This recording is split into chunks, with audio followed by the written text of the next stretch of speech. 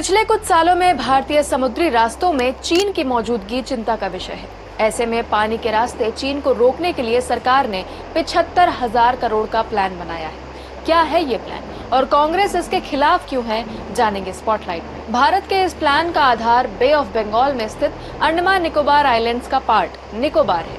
गहरे समुद्र के बीच 910 स्क्वायर किलोमीटर में फैले इस आइलैंड की लोकेशन भारत के लिए बहुत महत्वपूर्ण है। शायद इसीलिए 75,000 करोड़ की लागत से सरकार इसे रीडेवलप करना चाहती है। सरकार का प्लान क्या है, आइए समझते हैं। द ग्रेट निकोबार प्लान के तहत सरकार यहाँ international container transshipment terminal, greenfield international airport के साथ साथ गैस और सोलर पावर प्लांट भी बनाने की तैयारी कर रही है। इस ट्रांसफॉर्मेशन से Nicobar island international shipment hub ही नहीं, टूरिस्ट डेस्टिनेशन भी बनकर उभरेगा। डेवलपमेंट के बाद यहाँ करीब 6,50,000 लोगों के बसने की उम्मीद है। अब सवाल आता है कि द ग्रेट निकोबार प्लान चीन को रोकने में कैसे मददगार साबित होगा। दरअसल इस आइलैंड के लोकेशन बेहद अहम है।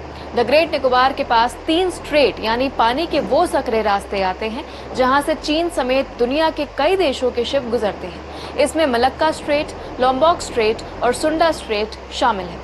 श्रीलंका का हम्बनटोटा पोर्ट हो या म्यांमार का कोको आइलैंड, चीन धीरे धीरे इस रीजन में अपनी पकड़ मजबूत कर रहा है।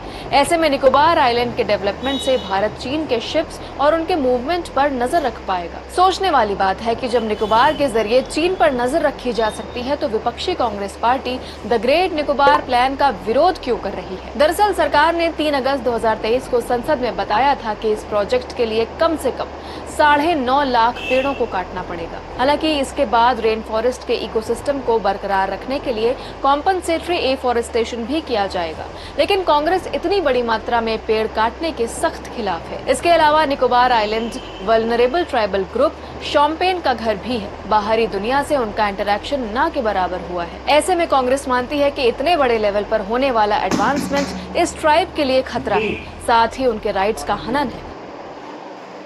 अब ये देखने वाली बात होगी कि चीन जैसे दुश्मन को रोकने के लिए द ग्रेट निकोबार प्लान में बदलाव होंगे या फिर कांग्रेस के विरोध पर सरकार इस प्रोजेक्ट पर रोक लगा देती है।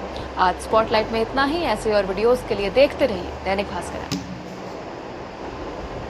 दोस्त दोस्त ना रहा।